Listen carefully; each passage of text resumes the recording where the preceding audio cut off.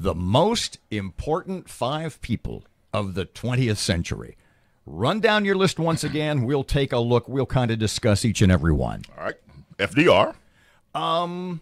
I noticed Churchill was not on your list. Oh, no, Churchill is on my list. Was he? Churchill is second on my list. Oh, did you say Churchill? FDR, Churchill, Einstein, LBJ, Right. MLK.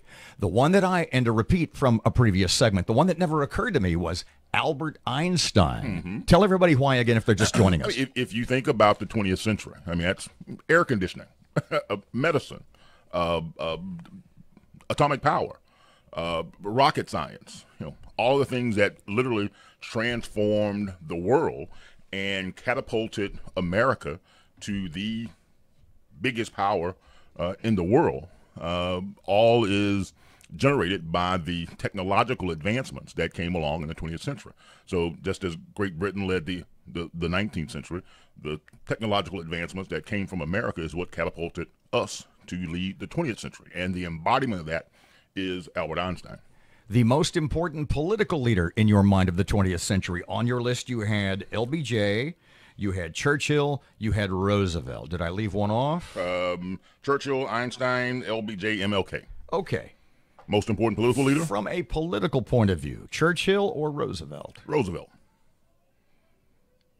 Tell me why. Well, I mean, obviously, you in terms of the Second World War, it was the steely resolve of Churchill that led to the coming together of the Allied powers to defeat the Axis power. So I guess if ground zero would be there. And a great example of something I've heard you guys mention on the air before, how 2 different people look at the same thing and come to completely different conclusions. Right. Churchill looked at the Nazis and said, fight, fight, fight. Chamberlain looked at the Nazis and said, hey, maybe we can cut a deal. But see, for the reason... Interesting that you picked Roosevelt over Churchill for the reason I picked Churchill over Roosevelt. That basically they did the same thing. Churchill did it first, put a country on his back. And I think we at this point, or anybody that was not an adult, say, pre-1950, doesn't have a sense of Great Britain at that time being the most powerful nation in the world. The sun never sets on the British Empire. Right.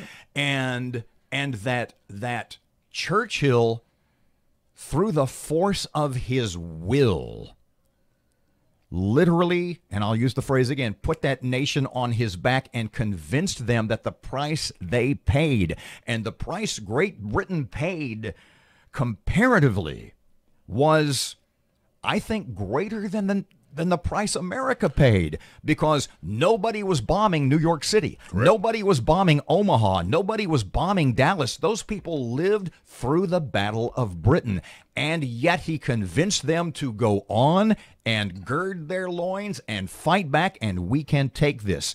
And he did that in an island nation with far fewer people and far lesser of an industrial base than did Roosevelt. That's why I list Churchill over Roosevelt. All great points, and I can't deny any of them. I guess I see Roosevelt within the context of not only being on the world stage, but also domestically as well. Prior to getting to 1940, Roosevelt had to save America. And literally, America was on the verge of collapse as a result of the Great Depression and the economic policies of Hoover and all that came with that. So if you don't get a president that has the ability to be able to put America on his back and literally rise up from his wheelchair and put together a vision that brings us through that age, that really endangered the future of America, in my estimation, before we had a chance to fully elevate to becoming that world power that we are. Had we not had him there to provide the leadership and the vision that put in place all of the things that helped to stabilize the country, we would not have been there for that moment in history to join up with Churchill and to take on the Axis power and defeat. On my list, Pope John Paul II. Do you see him as transformative a figure in the 20th century as I do? Well, as in the sense that if there's one guy in my mind, even more than Ronald Reagan, even more than, say, Polish labor leader Lech Wałęsa, Pope John Paul was the figure who brought down the Soviet Empire. Well, great point. But now I guess here's kind of where I put John Paul. Similar in context to your inclusion and mine as well. Gandhi, Mandela, King. Exactly. Mandela, King are largely derivative of Gandhi. No Gandhi, no King. No King, no Mandela. Because the nonviolent techniques of managing to be able to stand up to very large national powers and being able to bring about transformative change peacefully starts with Gandhi taking on the British Empire. Did Bill Gates ever on Parky's list? Bill Gates never even popped into my head. You? Well, again, who's the original? What does everybody stand on? It's kind of like music. I mean, one of the reasons why Elvis Presley doesn't make the list of great musicians is because he never wrote his own stuff. He's a great performer, but he didn't play instruments very well. He sang, looked great, had great hips. But he was not a composer. So he was not a writer. You're back to your Einstein theory of the man who started it all. What's the embodiment of it? What's it built on? Whose shoulders? Who's the giant that these other guys stand on the shoulders of?